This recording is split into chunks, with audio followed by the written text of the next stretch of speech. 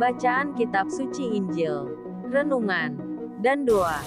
Senin, tanggal 9 Mei tahun 2022. Akulah pintu. Barang siapa masuk melalui aku, ia akan selamat. Inilah Injil suci menurut Yohanes. Bab 10 ayat 1 sampai dengan 10. Sekali peristiwa, Yesus berkata kepada orang-orang Farisi, "Aku berkata kepadamu, sesungguhnya siapa yang masuk ke dalam kandang domba dengan tidak melalui pintu, tetapi dengan memanjat tembok, ia adalah seorang pencuri dan seorang perampok. Tetapi siapa yang masuk melalui pintu, ia adalah gembala domba. Untuk dia, penjaga membuka pintu, dan domba-domba mendengarkan suaranya.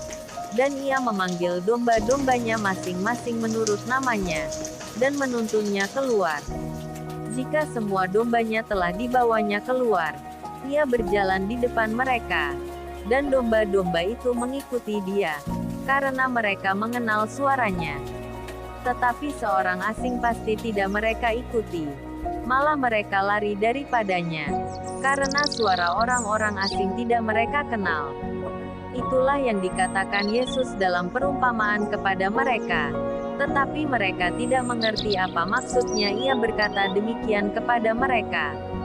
Maka kata Yesus sekali lagi, "Aku berkata kepadamu, sesungguhnya akulah pintu ke domba-domba itu. Semua orang yang datang sebelum aku adalah pencuri dan perampok, dan domba-domba itu tidak mendengarkan mereka.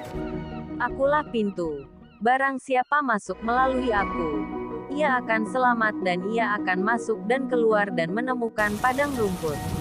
Pencuri datang hanya untuk mencuri dan membunuh dan membinasakan. Aku datang supaya mereka mempunyai hidup, dan mempunyainya dalam segala kelimpahan." Demikianlah sabda Tuhan. Renungan. Shalom. Dalam bacaan Injil hari ini, Tuhan Yesus menggunakan perumpamaan pintu untuk menjelaskan dirinya sebagai gembala, yang menuntun para domba masuk dalam istana Bapa Surgawi. Tuhan Yesus memberi rambu-rambu, supaya kita waspada dengan gembala gadungan pencuri yang berlagak gembala yang baik. Gembala gadungan, jahat, sulit diidentifikasi karena begitu manis kata-katanya, namun sebenarnya membawa racun yang mematikan. Ciri-ciri gembala gadungan antara lain: pemimpin yang mudah lari dari tanggung jawab, pemimpin yang tidak bisa membela masyarakatnya, pemimpin yang membiarkan masyarakatnya menderita. Orang-orang seperti ini bukan gembala, melainkan perampok yang mencari keuntungan diri sendiri. Tuhan Yesus bersabda, "Akulah pintu. Barang siapa masuk melalui aku, ia akan selamat."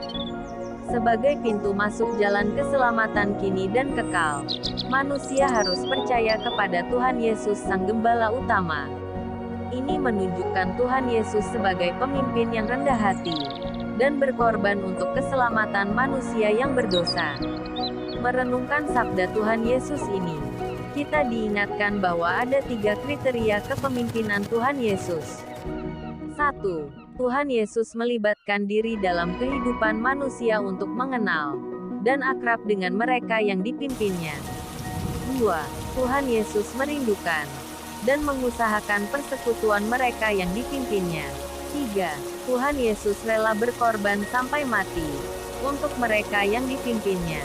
Kriteria ini sebagai program yang diserahkan Tuhan Yesus kepada semua orang yang dipilih dan ditetapkan menjadi gembala pemimpin dalam jemaat gereja maupun masyarakat. Marilah berdoa. Ya Tuhan, rahmatilah aku sikap gembala yang rendah hati, dan rela berkorban untuk memelihara iman, dan menguatkan kesatuan dalam ikatan damai. Amin. Salam kasih. RHPE Channel.